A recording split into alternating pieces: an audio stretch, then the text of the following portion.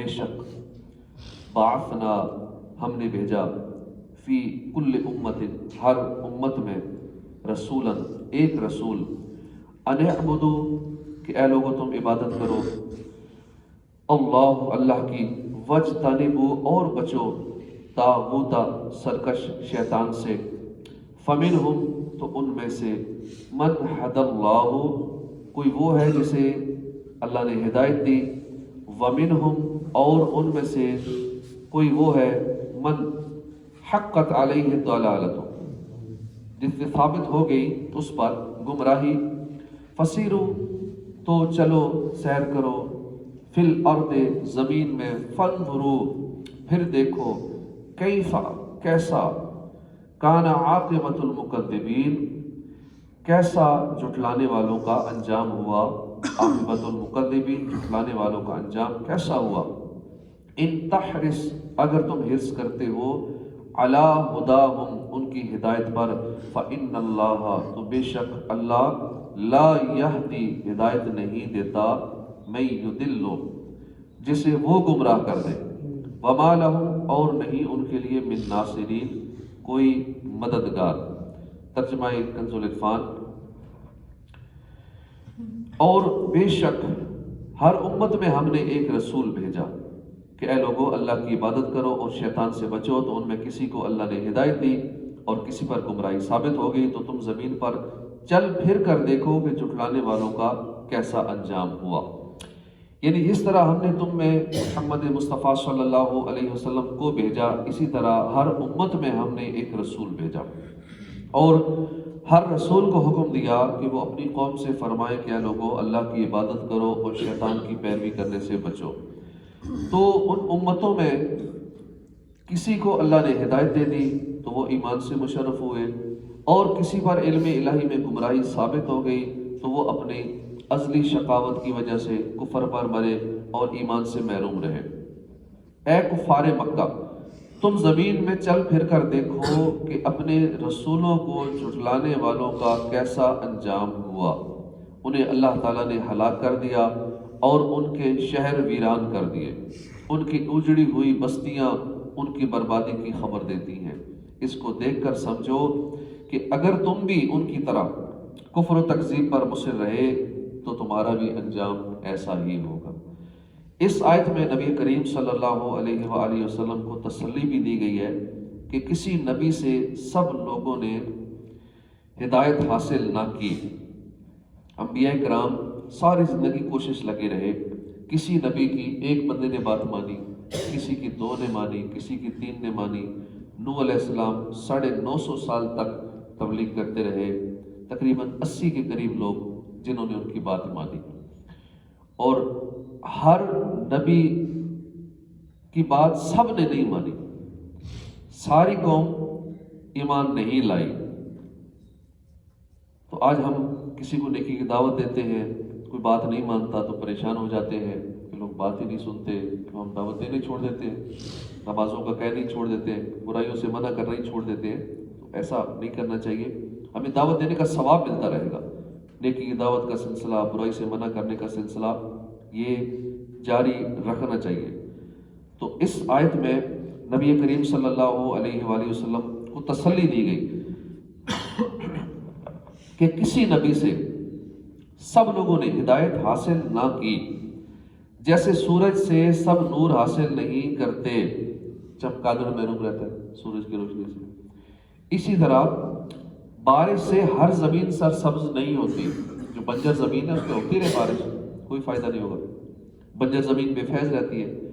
تو اے حبیب صلی اللہ علیہ وآلہ وسلم اگر بعض بدبخت آپ کی بات نہیں سنتے آپ پر ایمان نہیں لاتے تو آپ پریشان نہ ہو آپ غمگین نہ ہو یاد رہے کہ آیت کے شروع میں یہ جو فرمایا گیا کہ ہر امت میں رسول بھیجا تو اس سے یہ مراد نہیں کہ ہر قبیلے میں رسول بھیجا ہر علاقے میں رسول بھیجا بلکہ کسی جگہ رسول بھیجا اور کسی جگہ اور رسول کا پیغام آگے پہنچا دیا اس آیت سے 2 باتیں معلوم ہیں فسیرو فی الارض عذاب الہی اور قہر ربانی کا مشاہدہ کرنا ہو تو کفار کی وہ اجڑی ہوئی بستیاں دیکھنی چاہیے اور یوں ہی اگر رحمت الہی کا نظارہ کرنا ہو تو اولیاء کرام کے مزارات پر حاضری دینی چاہیے۔ حضور داتا علی حجویری، وہاں اب دن رات جب چلے جائیں وہاں رونقیں لگی ہوئی ہیں اور اللہ کی رحمتوں کے نظارے نظر آتے ہیں۔ اسی طرح دیگر جو آستانے ہیں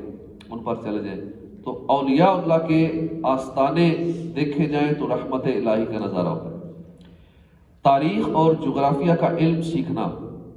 بہت مفید ہے کہ اس سے اللہ کا خوف دل میں پیدا ہوتا ہے، لیکن یہ جب ہی ہے کہ تاریخ اور جغرافیہ صحیح ہو اور صحیح نیت سے ہو، کیونکہ ہمارے ہاں شروع سے ہی ہم سکولوں میں اپنے بچوں کو ڈالتے ہیں 18 سال 20 سال 25 سال اسی کام میں لگے رہتے ہیں، پیسہ بھی لگاتے ہیں، لیکن اس سے پوچھے کرنا کیا ہے؟ نوکری کرنی۔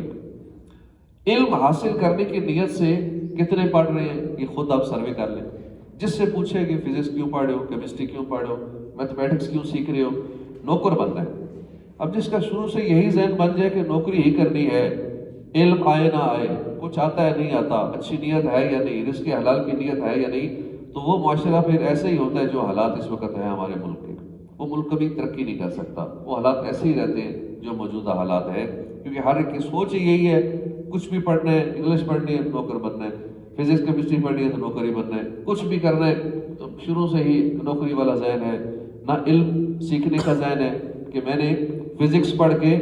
اللہ تک پہنچنا ہے، میں نے کیمسٹری پڑھ کے اللہ کی قدرتوں کے مشاہدات کر کے اس تک پہنچنا ہے، اللہ کی پہچان مجھے حاصل ہو، میتھمیٹکس پڑھ کے مجھے رب کی پہچان حاصل ہو، کیونکہ جتنے بھی علوم ہیں اگر رب کی پہچان کی نیت سے پڑھ جائیں تو واقعی وہ رب کی پہچان کرا دیتے ہیں اور بندے کا ایمان اور پختہ ہوتا چلا جاتا ہے۔ لیکن وہ نیت تو ہے ہی نہیں، بس رٹے لگانے ہیں، نمبر لینے ہیں، سیمسٹر آگے چلانے ہیں اور بس نوکری کرنی ہے۔ اور اس کے بعد جب فارغ ہو چکے ہوتے ہیں MBA کی ڈگری لے کے، ماسٹرز کی ڈگری کر کے، چارٹرڈ اکاؤنٹنٹ بن کے، تو اس کے بعد پھر آگے بے روزگاریوں کا سلسلہ شروع ہو جاتا ہے۔ تو تاریخ جغرافیہ کا بھی علم بڑا مفید ہے سیکھنا، اس سے اللہ کا خوف دل میں پیدا ہوتا ہے، لیکن یہ اسی صورت میں ہوگا جب نیت ٹھیک ہو۔ اسی طرح کوئی بھی علم ہے، یہ تو دنیاوی علوم کی بات ہے، دینی علم بھی اگر کوئی دنیا بنانے کی نیت سے سیکھتا ہے، کوئی درس نظامی کر رہا ہے، حفظ کر رہا ہے، دینی علوم سیکھ رہا ہے، لیکن اس کی نیت صرف دنیا بنانے کی، نوکری کرنی ہے، کہیں چلو امام ہی لگ جاؤں گا، چلو کہ استاد ہی لگ جاؤں گا، پڑھانے کا ایک روزگار کا سلسلہ لگ جائے گا، تو جہاں بھی صرف دنیا بنانے کی نیت آ جائے گی تو وہاں معاملہ گڑبڑ ہو جائے گا۔ اس لیے چاہے دنیاوی علوم ہو یا دینی علوم ہو، اللہ کی رضا کی نیت ہو، علم حاصل کرنا ہو کہ میں عالم بنوں، علماء کے بڑے فضائل ہیں، دنیا میں بھی میں شریعت کے مطابق چل سکوں گا، لوگوں کو نیکی کی دعوت دوں گا، آخرت میں بھی میرا فائدہ ہوگا،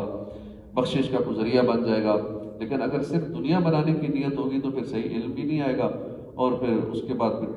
دھکے کھاتے ہوئے بھی ہمیں کتنے لوگ نظر آتے ہیں۔ تو اللہ پاک ہمیں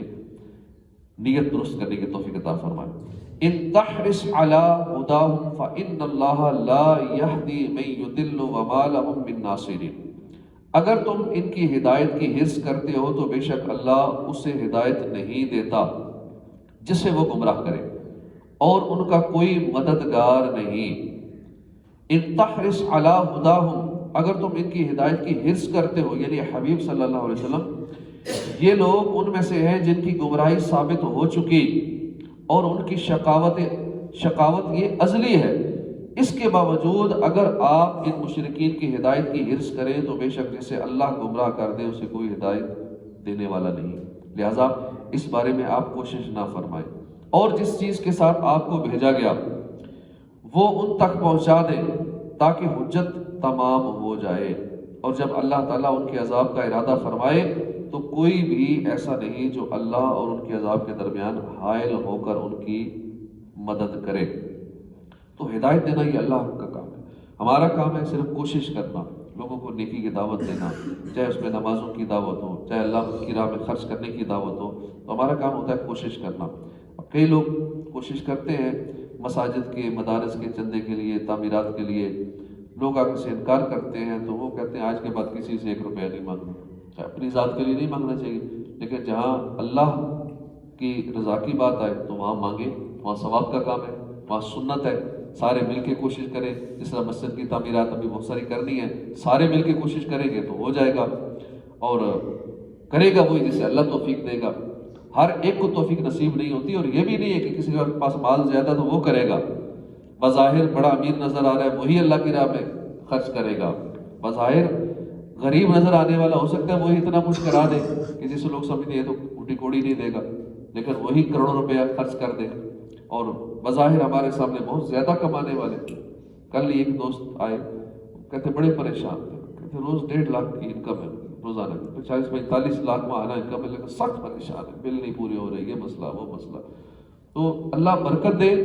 تو 10-20 ہزار میں برکت آ جاتی ہے، نہ برکت ہو تو ماہانہ چاہے 50 لاکھ کماتے رہو، کچھ نہیں بچے گا، اینڈ پہ پریشان ہی ہوں گے۔ تو اللہ پاک برکت دے، اور اللہ کی راہ میں دیتا بھی وہی ہے جس سے اللہ توفیق دے۔ اس کے لیے ضروری نہیں کہ مال ہو تو ہی وہ خرچ کرے گا، اس کے لیے سخی دل چاہیے ہوتا ہے۔ بعض ان کے پاس تھوڑا ہوتا ہے، لیکن تھوڑا ہوتا ہے اس میں سے بہت کچھ دیتے ہیں۔ تو ہمیں مل کے کوشش کرتے رہنا چاہیے، ماہانہ جو مسجد کے اخراجات ہیں، مدرسے کے جو ماہانہ اخراجات ہیں، اس میں مل جل کے لوگوں کا ذہن بناتے رہے کہ ماہانہ ہر ایک اپنا حصہ 1000-2000 حسب توفیق جو بھی ہے وہ اپنا حصہ ماہانہ ضرور ڈالے۔ اب ہمارے کہنے سے اگر کسی نے ماہانہ 10-12 لوگوں نے ہمارے کہنے سے، زبان تھوڑی سے ہلانے سے اگر کوئی دینا شروع کر دے، اب اگلے کے لیے 1000-2000 اتنا بوجھ نہیں ہے کسی بھی عام غریب آدمی پہ بھی، اگر وہ ہماری کوشش سے 10-12 لوگ 1000-2000 دینا شروع کر دیں گے تو انشاءاللہ ہمیں جب تک وہ دیتا رہے گا اس کا ثواب ملتا رہے گا۔ اگر اس نے نیت کر لی کہ میں ساری زندگی دیتا رہوں گا، اب زندگی کیا پتہ اس کی ہے کہ مہینہ رہتی ہوں، چند دن رہتی ہوں، نہ دے سکے دنیا سے ہی چلا جائے، لیکن جو اس نے نیت کر لی اس نیت کا ثواب اسے ملتا رہے گا، ہمیں بھی ملتا رہے گا انشاءاللہ۔ صدق اللہ العظیم۔